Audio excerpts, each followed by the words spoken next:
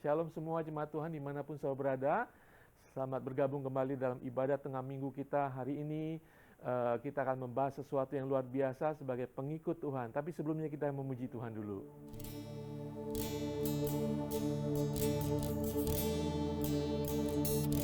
Selidiki aku, lihat hatiku, apakah aku sungguh mengasihimu, Yesus, Kau yang Maha Tahu dan menilai hidupku, tak ada yang tersembunyi bagimu. Selidiki aku, lihat hatiku, apakah ku sungguh mengasihimu, Yesus, Kau yang Maha Tahu dan menilai hidupku, tak ada yang tersembunyi bagimu. Telah kulihat kebaikanmu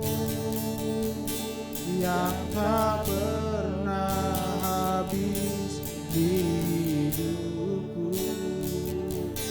Ku berjuang sampai akhirnya Kau dapati aku tetap setia. Telah kulihat kebaikanmu yang tak pernah habis di hidupku. Ku berjuang sampai akhirnya Kau dapati aku tetap setia. Ku berjuang sampai akhirnya Kau dapati aku tetap setia. Haleluya, ini kami Tuhan. Kami yang disebut sebagai pengikut Kristus Tuhan. Pengikut-Mu Tuhan. Dalam hidup kami mengiringi perjalanan iman kami Tuhan sampai kami bertemu dengan muka dengan Engkau Tuhan. Kami mau mengiringi dengan setia Tuhan. Kami mau menjadi murid-Mu Tuhan yang setia Tuhan. Berkati pembicaraan kami hari ini Tuhan. Biar Tuhan boleh memberkati tidak hanya kami di sini Tuhan, tetapi memberkati jemaat Tuhan dimanapun mereka berada. Terima kasih Bapa di surga, dalam nama Tuhan Yesus. Haleluya. Amin.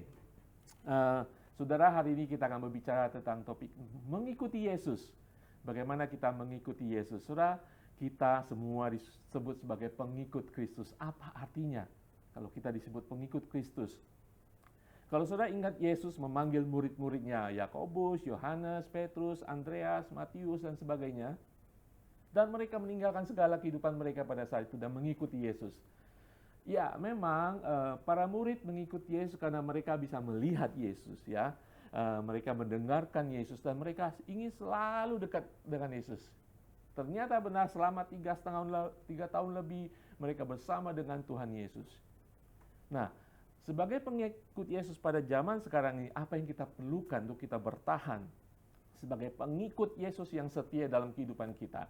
Amin. Saya buka dalam bacaan kita hari ini, dalam Markus 8 ayat 34 mengatakan, lalu Yesus memanggil orang banyak dan murid-muridnya dan berkata kepada mereka, setiap orang yang mau mengikuti aku, ia harus menyangkal dirinya, memikul salibnya, dan mengikuti aku. Haleluya, hari ini saya Pak Ari dan ada senior pastor ICA, Pastor Edmund Tio dan juga Pak Jer, teman saya. Kita akan berbincang-bincang dan kita akan mendapatkan insight, nasihat dari Pastor Edmund bagaimana kita boleh menjadi pengikut Yesus. Pastor, kita sebut pengikut Yesus ya, pengikut Kristus. Nah, apa artinya pada saat ini ya kita menjadi pengikut Yesus? Saya percaya kalau mengikut Yesus itu artinya menjadi seperti Yesus. Oke. Seperti kalau kita yang sudah ada rumah tangga berkawin ya, istri bilang mengikut ya, waktu kita berkawin itu ya, mengikut suami ya, langsung dia mengikut suami dengan hanya bisa bila mereka itu menjadi satu, menjadi seperti ya. Jadi dengan Yesus itu juga begini ya. Firman Tuhan katakan gereja itu adalah bride of Christ, pengantin wanita. Itu seperti perkawinan. Jadi kita harus menjadi satu dengan Yesus. Ya, itu yang pertama. Itu karena kasih. Karena bukan saja kasih, karena kita percaya. Bukan belief ya, tetapi trust. Kalau bahasa Indonesia percaya itu tidak dibedakan belief dengan trust ya, tapi bahasa Inggris ada. Ya, jadi trust ini apa? Mempercayai. Kalau belief itu percaya juga. Kepercayaan biasanya. Kepercayaan, percayai ya. Kita harus percayai trust Jesus. Langsung kita bisa mengasihi. Kita tidak mungkin mengasihi seseorang yang kita tidak percayai. Nah, Ya, saya tangkap pertama kita harus tahu bahwa kita sudah bersatu dengan Tuhan. Persatuan ini tidak akan berakhir. Ya, makanya kita disebut sebagai pengikut Kristus. Kita harus bisa seperti Yesus. Ya, saya percaya Pastor dalam kehidupan kita juga kadang-kadang kita banyak dunia, nilai-nilai dunia kadang-kadang menarik kita keluar dari kepercayaan kita. Walaupun kita milik Tuhan, tapi kadang-kadang kita menjadi terpengaruh oleh dunia. Nah, yang dunia ini tidak bisa menarik kita kalau kita mau ditarik. Di dunia ini menarik. Kalau kita tidak mau ditarik, tidak ada tarikan. Ya, ini pencobaan ya. Kalau yang sesuatu objek itu tidak ada nilai buat kita, tidak ada tarikan, jadi di depan tidak ada percobaan. Ya, yang bikin pusing ada hati kita. Berarti kita harus selalu melihat Yesus lebih dari segalanya, sehingga kita tidak tertarik kepada hal-hal dunia. Kita tertarik kepada Yesus, karena Yesus itu menarik. Iya, betul. Nah, tadi firman Tuhan dikatakan, Yesus mengatakan untuk kita mengikuti Dia, kita harus menyangkal diri kita, ya, dan memikul salib, baru kita bisa mengikut Tuhan. Apa Pastor bisa jelaskan menyangkal diri? Di hati kita, kehidupan kita ini, kita sebelum mengenal Yesus, kita orang berdosa. Karena kita orang berdosa, kita ini kalau bahasa Inggris ini self-centered ya. Orang yang memusatkan diri, ya, memusatkan diri sendiri. Jadi sudah menerima Yesus yang bertata di kehidupan ini. Jadi kita menyangkal, ya, kita bukan lagi memusatkan diri sendiri, tetapi memusatkan Yesus. Oke, boleh firman Tuhan mengatakan kita bukan diri kita lagi, tetapi Yesus yang hidup dalam diri kita. Ya. Ini seperti perkawinan juga begini loh. Ya, sebelum kita berkawin kita mementingkan diri sendiri ya. Saya kapan mau makan apa, mau pergi mana ya. Sudah kawin kita mau pikirnya sama istri dan nanti lagi. Sama anak nanti juga. Tapi anak itu kita tidak memusahkan anak. Kalau memusahkan anak nanti problem loh. Senantiasa memusahkan istri. Nanti istri memusahkan anak. Nah, gitu ya. Ya.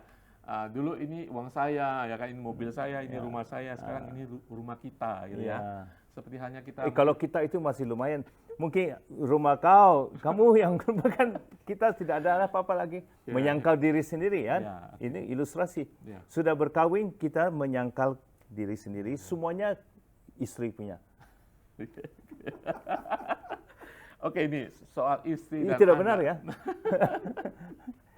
Ya, istri, semua istri punya. Benar juga, ini benar. Ini ilustrasi, ini benar. Benar. Kita sudah berkawin dengan Yesus kan? Ya, Yesus kepunyaan kita sekarang. Jadi apa-apa semua milik Yesus semuanya. Ya. Yang orang bilangnya begini, ya sudah berkawin, berumah tangga, what is mine is yours. Oke. what is yours is yours. Oh. Gini. Ah. Ya, sebelum kita kawin, sebelumnya kita kawin, kita berkatakan, Selepas kita kawin, what is setelah mine kita is yours. kawin, apa yang milikku menjadi milikmu, apa milikmu juga milikmu. Iya, gitu loh. Ini rumah tangga yang bahagia. Iya. Oke, Pastor, ini Sudah ada tahu ya? satu. Ada firman Tuhan tentang mengikut Yesus yang agak harsh gitu ya. Jikalau Lukas 14, 26, 27. Jikalau seorang datang kepadaku dan tidak membenci bapaknya, ibunya, istrinya, dan anak-anaknya, saudara-saudaranya laki-laki dan perempuan, bahkan nyawanya sendiri, ia tidak dapat menjadi muridku. Barang siapa tidak memikul salibnya dan mengikut aku, ia tidak dapat menjadi muridku. Jadi mau tanya apa? Benci itu? Iya, Oke. kadang-kadang orang kalau salah tangkap ya kalimat ini, meninggalkan keluarga dan mengikuti Yesus saja.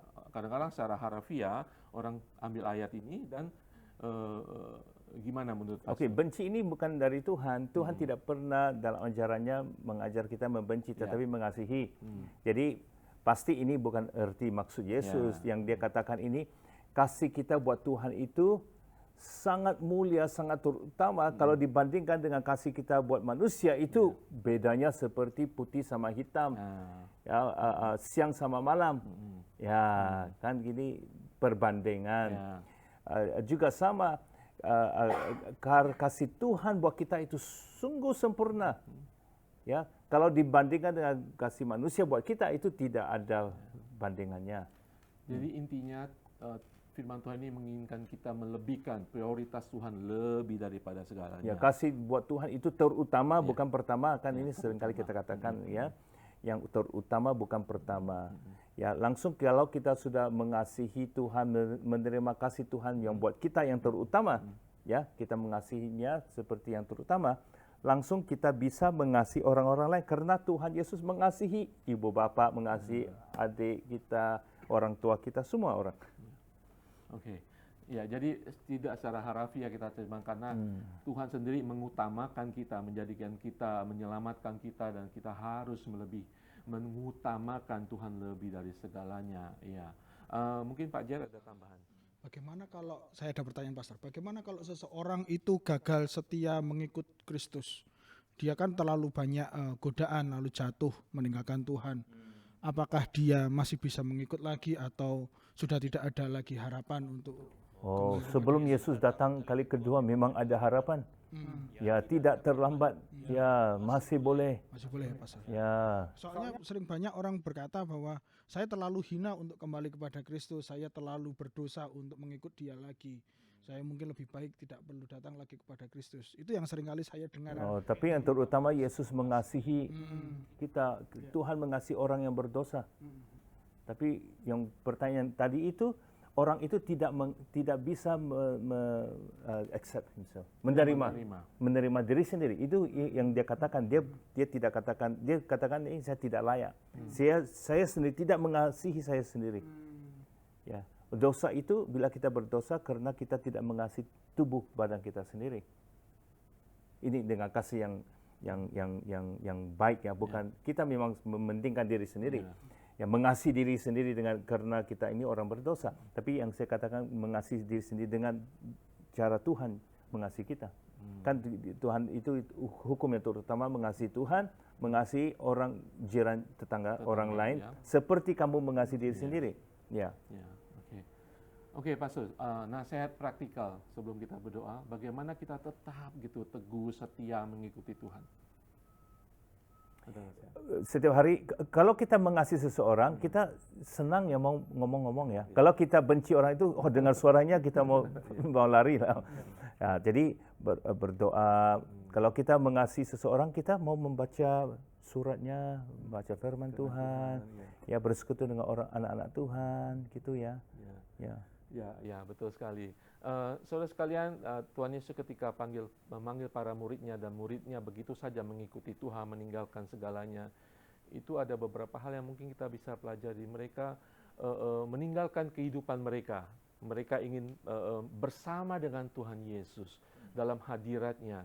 Dan dan kemudian mereka mementingkan Yesus daripada segalanya. Jadi kehidupan mereka boleh dipenuhi dengan hadirat Yesus, hadirat Tuhan senantiasa. Dan mereka ketika Tuhan Yesus mengatakan, ikuti aku, mereka dengan taat langsung mengikuti Tuhan. Mari kita pelihara ketaatan kita, desire, keinginan kita untuk bersekutu dengan Tuhan. Dan saya percaya kita akan menjadi pengikut Tuhan, setia, dan terus sampai Tuhan memanggil kita.